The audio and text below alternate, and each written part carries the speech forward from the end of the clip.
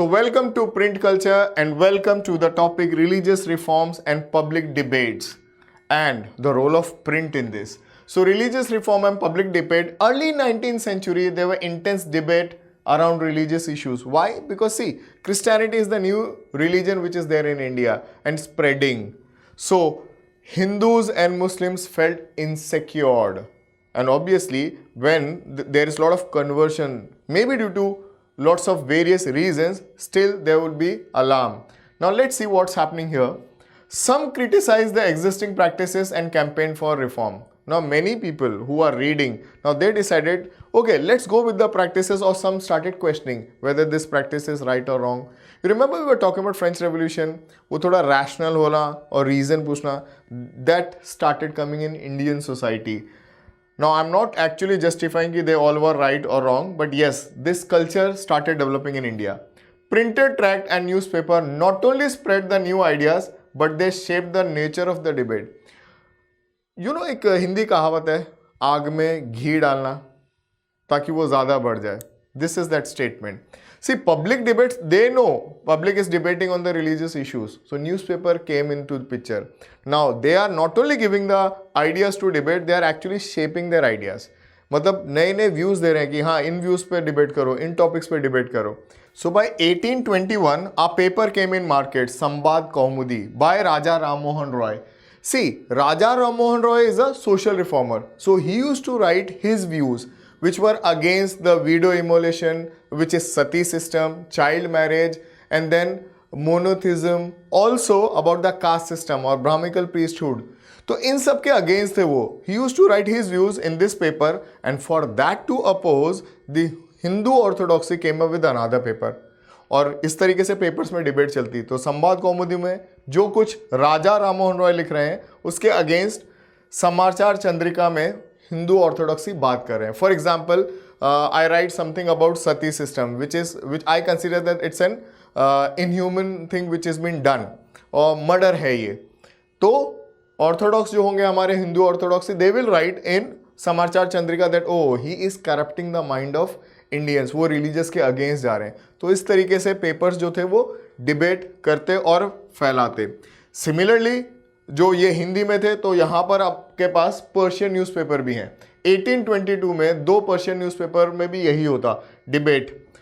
एक है जामे जहांनामा और दूसरा है शमशुल अखबार. और नॉर्थ इंडिया में ज़्यादातर जो है एक फियर सा स्प्रेड हो गया. Now here in these two topic, now I am talking about the second last and the last paragraph. These two topics will talk about how Muslims use the print to protect their religion from further being deteriorated or being corrupted by the existence practices of various religion. ध्यान देना, Muslims who are worried about कि उनकी religion जो है थोड़ी सी corrupt हो रही है because of existing religion and the practices, तो उन्होंने कैसे पेपर्स का यूज किया अपनी रिलीजन को प्रोटेक्ट करने के लिए और बचाने के लिए. और वैसे ही अगले पैराग्राफ में, लास्ट पैराग्राफ में, we are going to talk about how Hindus use the print. तो ध्यान रखिएगा, एक बहुत इंपॉर्टेंट सा वर्ड है, एक न्यू वर्ड है आपके लिए. Those who are non Muslims, they will find little difficult for this. So the word is उलेमा.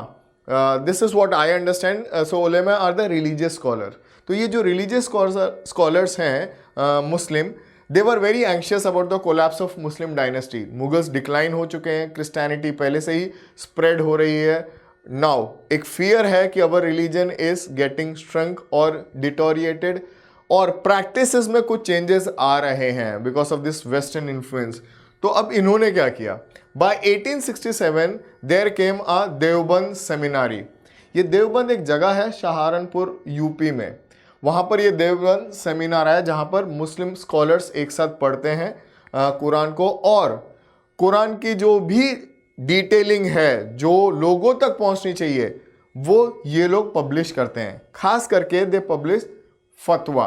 अब फतवा एक और टेक्निकल वर्ड होता है. What we understand about the fatwa is a code of conduct for Muslim. अगर मैं एक सच्चा सही मुसलमान हूं तो मेरा ये व्यवहार होना चाहिए रोजमर्रा की लाइफ में. And if you deviate from this code of conduct, then they will issue a fatwa. It's not like a sentence or all. It is just कि whatever you are doing is not as per the Quran. This is what is fatwa. So what they did, they started publishing fatwas and on cheap lithographic paper. Now when the cheap lithographic paper was used, it was distributed freely to youth. So when I'm reading it and all, I started getting connected with my religion. I started getting to know what I'm doing wrong, what I'm doing right. Now similarly, this started happening even in South India. So number of Muslim sections and seminaries started appearing by 19th century. But एक problem था, जो north India में कुछ views होते, they were differed by the South Indian Muslims, and now they started debating with each other. But whatever is the case, इस्लाम बचा रहा, मुस्लिम religion बची रही और स्प्रेड भी हुई. इट डजेंट मैटर अगर मैं कह रहा हूं कि चांद जो है वो दिल्ली में देखा जाए और ईद मनाई जाए, और ये कह रहे हैं कि अगर चांद सऊदी में दिख गया तो ईद मना ली जाए. बात कोई भी हो, ईद मनाने की है और चांद की है जो मेरे रिलीजन से रिलेटेड है. तो फिर रिलीजन स्प्रेड हो रही है और बच रही है. और किसकी वजह से? They are saying about the cheap lithographic paper, जिसपे कि हमने फतवास इशू किए और ये डिबेट जो कल्चर है वो शुरू हुआ. ऐसा ही कुछ हिंदूज ने भी किया. अब एक इस टॉपिक को समझाने के लिए देखिए, मैं कुछ रिलीजियस चीजें स्प्रेड नहीं कर रहा हूं, but I am going to teach you this topic in an easier way. They say in history Hinduism को 2 बार बचाया गया है, और दोनों बार बचाने वाला जो है वो है श्री तुलसीदास जी. क्योंकि पहली बार इन्होंने लिखी रामचरितमानस जब अकबर का टाइम था. उस वक्त बहुत ज़्यादा हिंदुज़म में डिसकनेक्शन था रिलीजन से, and they were converting to the Islam, they were accepting Islam और the other religions. But then he came up and wrote this book. Hindus came back and started getting connected to the religion. अब दूसरी बार कैसे हुआ? चलिए थोड़ा सा wait करता हूँ, बताता हूँ दूसरी बार कैसे बचा है. Hindu started printing and they encourage the reading of religious texts, especially in the vernacular language. अब जो लोकल लैंग्वेज थी उसमें प्रिंट पब्लिश होने लगी. Again the paper is cheap lithographic paper. So by 1810 first printed edition of Ramcharitmanas of Tulsidas came out from Kolkata. दूसरी बार भी यही बुक रामचरितमानस 1810 में कोलकाता से रीपब्लिश हुई, और इस लेवल पे हुई कि वो लोगों तक पहुंचाई गई. और बहुत बड़ा कंट्रीब्यूशन रहा इस किताब को लोगों तक पहुंचाने में, हिंदूज तक पहुंचाने में, नवल किशोर प्रेस लखनऊ की और Shri Venkateshwaray press in Bombay. Both of them had a important role in spreading Ramcharitmanas और printing Ramcharitmanas, leading Hindus to connect with this book. Religious texts therefore reached out to wide circle of people and encouraging discussions, debate and controversies within and among different religion. कहीं ना कहीं इन text से एक debate discussion होता, controversies पनपती, जो आज भी होती हैं बिल्कुल उसी तरीके से, बट हाँ सोल्यूशन था और लोग अपनी रिलीजन से कनेक्ट हो रहे थे. तो क्रेडिट यहाँ पे किसको जा रहा है? जो चीज़ मार्केट में अवेलेबल है, एक चीप लिथोग्राफिक एडिशन जो पूरे नॉर्थ इंडिया और साउथ इंडिया में रिलीजियस चीज़ों को लेके स्प्रेड हो रहा है और फैलाया जा रहा है. Now this is your topic where in religious debate and the print. Next topic I will see you soon. By the time keep revising and keep smiling. Hello students, welcome to print culture and the next topic new forms of publication. New forms of publication, India की बात कर रहे हैं. We were only talking about the religion and the religious debate. तो what is this new form of publication? English लोग आ चुके हैं, religion ले आए हैं, तो एक और चीज़ लेके आए यूरोप से जो आज बहुत अच्छी है, and everyone should inculcate that habit, reading of novels. So new form of publication is this new writing of storybooks, and we call them novels. See, lyrics, short stories, essay and social and political matters were published. Apart from that, love stories, autobiographies, biographies, these things flooded in the market. A new appetite for new kind of writing developed in India. So novel actually came from Europe, but then slowly, steadily it actually gained momentum in India. और आज I guess अच्छा खासा section of society जो है वो novels पढ़ने में interest लेता है. अब हम देखते हैं शुरुआती तौर के नॉवेल्स वगैरह कैसे थे और प्रिंट ने क्या चीज़ें चेंज की. वैसे तो they are talking about there came the visual culture, but honestly novels में कोई विजुअल होते नहीं है. That's one reason why people are disconnected, specially Indians, because हम ना कंटेंट से ज़्यादा विजुअल्स पे ध्यान देते हैं. दैट्स वाई आर मूवीज़ जो बड़े बोगस होते हैं पर फिर भी हम एंजॉय करते हैं, समथिंग लाइक दिस. और मूवीज आती कहाँ से? नॉवेल्स से. इंस्पिरेशन जो होता है वो नॉवेल्स होते हैं. So by end of 19th century, a new visual culture started taking shape in India. Oh, similar word. सोचो कहाँ पर? जापान. Visual culture. तो प्लीज कंफ्यूज मत होना, दे will be very clear, they will be talking about India here. और ये जो visual culture था, इसको प्रोग्रेस करने में, इसको जो प्रोपोगेट करने में एक बंदे का बहुत बड़ा कंट्रीब्यूशन है, और इंडिया के सबसे रिनोन्ड और फेमस आर्टिस्ट राजा रवि वर्मा. एक मूवी भी आई थी, बहुत ही वाहियात मूवी थी, बट देन हाँ, इनकी जो आर्ट है वो बहुत फेमस है. देखिए, cheap prints and calendars were easily available in the bazaar apart from his paintings. Now what happened, these paintings were printed. Now when these were printed, they were available in multiple copies, so prices came down. Now people started going and buying these editions, and then they used to go to the nearby shop to get it binded and framed. So wood engraver, carvers and frame makers also find the job beside the printing press. This is how this new culture developed, जहाँ पे pictures, calendars, ये सारी चीज़ें छपती, फिर उन्हें frame किया जाता और फिर दीवारों को सजाने के लिए उन्हें यूज़ किया जाता. We use to decorate our house by this calendars and the painting, because Raja Ravi Varma use to make painting specially based on mythological characters and all. So people use to get connected and say in India if you want to sell something, give a religious touch, it will become famous everywhere in no time. Advertisement नहीं करनी पड़ेगी आपको. By 1870, caricatures and cartoons being published in journals and newspaper. Something similar we have done. Caricatures and cartoon, yes, French Revolution, the third point. So remember the same thing. अब ये caricature और cartoon है तो किसके लिए है ये? It's 1870. Here we are trying to mock Indian Rajas and Maharajas. Apart from that, some people who in India, the new elite section, the educated class who started following the footsteps of the Britishers, जो अपने आप को literally अंग्रेज समझते थे, they were mocked by the Indian press, and commenting on social and political issue became a very common thing. इससे क्या हो रहा है? थोड़ा सा nationalism spread हो रहा है, थोड़ा सा नहीं, काफ़ी ज़्यादा सा. एक और सेक्शन है which cannot be like remain untouch, और we cannot ignore this, specially in India, women and the print. See summary ये है, women were not allowed to study. जब पढ़ने को नहीं दिया जाएगा तो आप कुछ पढ़ नहीं पाओगे, लिख भी नहीं पाओगे, लगभग कुछ ऐसा ही है. देखिए, हियर इन कुछ मान्यता है इंडिया में. That's the reason why perception है इंडिया के लोगों का कि if a conservative Hindu girl goes to school, she will be a widow, बहुत जल्दी वो विधवा हो जाएंगी. और वैसे ही मुस्लिम्स का ये मान्यता था कि if education reaches to their women, now they will be corrupt.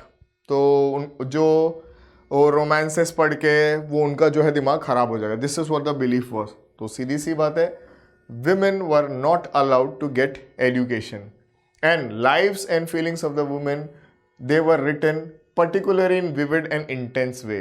बहुत इंटरेस्टिंग सी बात है, विमेन को पढ़ने नहीं दिया जाता था, बट उनकी लाइफ को बड़े अच्छे से लिखा जाता था और समझने की कोशिश की जाती थी.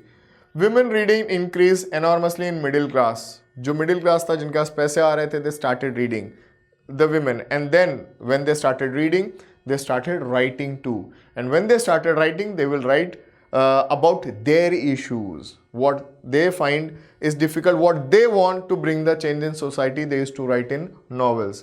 So जो books हैं वो उनकी voice हैं. Women schools were set up in cities and town, so to spread the education, but the number was very less. Still एक initiative लिया गया और richer section of society used to send their wives, daughters to these schools. Poor section untouched because they are working. Now rebel women defied such prohibition, wherein they were not allowed to read or get education. So they used to define their own way. और एक ऐसा example हम यहाँ पे पढ़ेंगे, वो east Bengal का है, wherein the writer is रासुंदरी देवी. जब मैंने कह ही दिया है कि वो राइटर है, तो उनके बारे में एक अच्छी सी कहानी दी गई है. She actually learned to read and write in the secrecy of kitchen. और क्या पढ़ाई की है secrecy of kitchen में कि she wrote the autobiography Amar Jeeban, which was published in 1876. ये बंगाल की फुल लेंथ ऑटोबायोग्राफी है फर्स्ट. यार हमें जितनी ज़्यादा आप चीज़ें दोगे, जितना ज़्यादा कंफर्ट और लग्जरी दोगे, हम उतना कम पढ़ते हैं. She actually studied in the secrecy of kitchen. छुपा छुपा के उसने पढ़ा, और हम छुपा छुपा के पढ़ाई नहीं करना चाहते हैं. That's the difference between us and Raj Sundari Devi. So we also got to know about a Muslim household wherein this girl was asked to study Quran in Persian, but then she was not able to understand the Persian as well as Arabic. So she said, why can't I read or learn Quran in my vernac language? This is how women used to defy the prohibition put on them. Chaliye, we'll move ahead and we'll talk about 1860s and another important section wherein the role of women is highlighted. See, two women, Tarabai Shinde and Pandita Ramabai, both belong to Maharashtra. They wrote passionately about the miserable life of women in upper caste families. खास करके ये दोनों ने बहुत अच्छे से Hindu women की जो लाइफ होती थी, खास करके जो वीडोज हैं, उनके ऊपर इन्होंने लिखा है. Similarly, in Bengal we had Kailash Bhashini Devi, who highlighted the experience of a woman wherein she is talking about how they are actually neglected by their own family member, their own son and the husband. तो देखिए, in short ये बताना चाहते हैं by name and the type of content they used to write. women के ऊपर लिख रही हैं और उनके issues के ऊपर लिख रही हैं. summary ये है. moving ahead, कुछ और बुक्स लिखी गई थी which was just in guidelines for the women कि आपको ये करना है, वो नहीं करना है. Like we talked about during Jane Austen's topic. See, Ram Chadha. Ram Chadha, he is in Punjab as the name says. Name से थोड़ा guess कर सकते हो आप. तो in Punjab they published a fast-selling book called स्त्री धर्म विचार. और उस बुक में कर क्या रहे हैं? They are teaching how to be a good wife. तो वो कोड ऑफ कंडक्ट बना रहे हैं विमेन के लिए. वैसे ही इन बंगाल एक रीजन है जो है बटाला हाउस. ना बटाला हाउस एक तरीके से माना जाए तो ओपन गैलरी है, एक लाइब्रेरी है जहाँ पर आपको सारी बुक्स अवेलेबल होंगी. ना बटाला हाउस का इंपॉर्टेंस ये है, see Batala house played a major role in lending the books to the women, Bengali women. They used to send the bookseller or a peddler to the house. Now he'll give you the book. Now you will finish the book, complete it and give it back. This is how the literacy level of Bengal went up and women started taking interest. See, they were not allowed to go out, but books were allowed to come in. So that's how Batala House plays a major role. Now here and there are some paintings which are very important, which spread in Indian market just to let the people know if you get an educated wife, then what will happen. जो आपके caricatures हैं ये आपको वो पूछ सकते हैं description में. तो you need to be very you need to have your views, discuss on the paintings and then talk about. See, if you get an educated wife, she'll sit beside you along with you and she will have drinks, she will have hookah and you will perform for her. ऐसा ही एक और caricature है आपकी book में wherein जो आदमी है वो अपनी मम्मी के गड़े में लीस डाले हैं एंड शी सिटिंग हेयर. तो वुमेन जो है यहाँ बैठी है वाइफ. सो ये सारी पेंटिंग्स जो है उनके डिस्क्रिप्शन ध्यान से दीजिए. अगर पढ़ी लिखी वाइफ आएगी तो आपके कान भरेगी और आप अपनी माँ को एक इल ट्रीट करोगे. That's how they used to publish. और ये क्यों, कौन है? ये ऑर्थोडॉक्स सेक्शन ऑफ सोसाइटी है who do not want women to study and get educated. तो ये पेंटिंग्स बहुत इंपॉर्टेंट रोल प्ले करती हैं. हम एक और सेक्शन पर जाते हैं and will talk about the print and the poor people. Simply if I talk about print and the poor people, so remember some good names who worked for the upliftment of the weaker section of the society and backward section of the society, especially currently SC and STs. So the names are Dr. B.R. Ambedkar and E.V. Ramaswamy Naicker. See, they played a major role. They were powerful writer. They wrote about the ill treatment of this section of society and thus leading the section of society, prosperous section of the society, getting known about what they are facing. तो एक बहुत बड़ा upliftment में इनका काम रहा है. Now, small books were published, cheap books were published, public libraries were set up so that weaker section, the working section of society gets the literacy or education. Same way, see, richer section used to, what they used to do in villages and towns, they used to set up their own library. जैसे अपने बाप दादा का नाम रखने के लिए, famous करने के लिए वो एक लाइब्रेरी रख देते थे लोगों के लिए. उसी तरीके से industries, specially in Bengal, Bombay, Bangalore, they started coming up with the libraries for their workers. But एक बहुत बड़ा रोल रहा है यहाँ पे एक मिल वर्कर का, जिनका नाम है काशी बाबा. सो ये बहुत फेमस राइटर हैं जो कि मिल वर्कर थे. Kashi Baba, he is a Kanpur mill worker. He wrote about छोटे बड़े का सवाल. देखिए, बुक का नाम बहुत इंटरेस्टिंग है, छोटे बड़े का सवाल. छोटे यहाँ पे हाइट नहीं है, छोटे यहाँ पे आपका जो है स्टेटस है इकोनॉमिकली और कास्ट वाइज भी. तो बहुत इंटरेस्टिंग सा टॉपिक था छोटे बड़े का सवाल. और एक चीज़ याद रखिए, वर्कर ज़्यादातर पॉलिटिकल ट्रैक पे ही लिखेंगे और वो जो कम्युनिस्ट आइडियोलॉजी होगी उस पर ज़्यादा फोकस वो करेंगे. So similarly another mill worker, Kanpur mill worker, his name is Sudarshan Chakra. अच्छा, ये पेन नेम है, he wrote under the pen name Sudarshan Chakra. So his poems were compiled together and they were known as, the collection was called Sachchi Kavitayen. So this section we actually talked about how print help in evolving the status of the weaker section of the society, how they focused on women, how they focused on worker. हाँ, children की ज़्यादा यहाँ पे बात नहीं की गई है जो कि यूरोप से हम कंपेयर कर सकते हैं. So we are on to the last part of the chapter now, and for that you need to wait. By that time, you keep smiling and keep revising. Welcome back to Print Culture, and we are on to the last topic, print and censorship. Already we have learned about censorship in French Revolution. फिर भी censorship होता क्या है? Anything which is been published is actually checked by the censors, जो आजकल government के होते हैं, पहले राजाओं के होते थे. And if they find anything not suitable और seductive or which can spread irreligious thing is edited और omitted. अगर आप सेंसरशिप फॉलो नहीं करोगे तो यू विल बी पनिश्ड, जो पहले भी होता था और आज भी होता है. Let's see what's the topic is. Print and censorship. We are into early 1798, एकदम early part of 18th century में, late part of 18th century में. colonial state under East India Company was not too concerned about the censorship. Good news. They were not bothered about the censorship in India. But by 1820 Kolkata supreme court, एक बहुत अच्छा सा question है, bye 1820 की India में supreme court कहाँ था?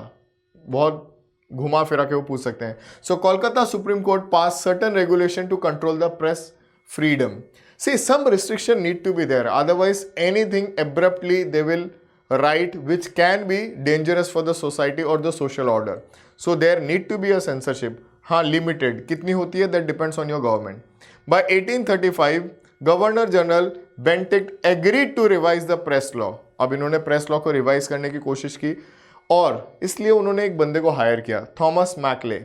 ये लिबरल कॉलोनियल ऑफिशियल हैं और ख़ास करके इन्हीं को वो क्रेडिट जाती है आपके एजुकेशन सिस्टम की. The new education system is his policy. तो आपको जो कुछ बोलना है इनके बारे में बोलिए और इन्हें बोलिए. ही रेस्टोर्ड द अर्लियर फ्रीडम. तो जो अभी का नया जो प्रेस लॉ आए वो इनके वजह से आए और इन्होंने प्रीवियस फ्रीडम जो क्लैम डाउन कर दिए थे कोलकाता सुप्रीम कोर्ट ने, इन्होंने वापस दिला दिए. So this model which actually he gave, the new model which we got censorship का, it was based on Irish model.